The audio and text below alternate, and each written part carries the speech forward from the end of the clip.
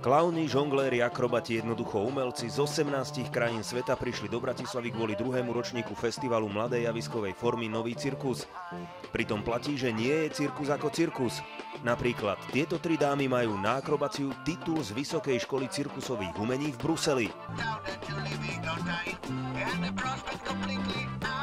Mám pocit, že sme založili v Bratislave tradíciu a pripájame Bratislavu k veľkým mestám, metropolám, v ktorých sa tento projekt koná už zhruba asi 30 rokov. Nouveau Cirque vznikol v 70. rokoch vo Francúzsku, mieša v sebe pouličné umenie, cirkusovú akrobáciu a činohernú tradíciu.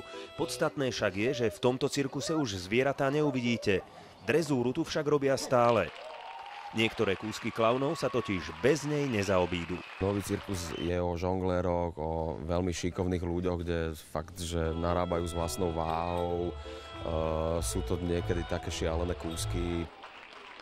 No a toto je slovenská premiéra najmenšieho bicykla na svete. Závody sa na ňom síce nevyhrávajú, no v premávke je plne funkčný.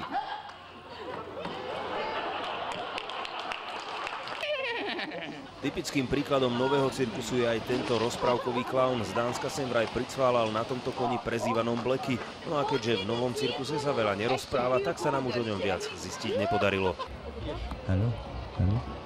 You have to ask the horse. Marek Gudiak, televízia Markíza.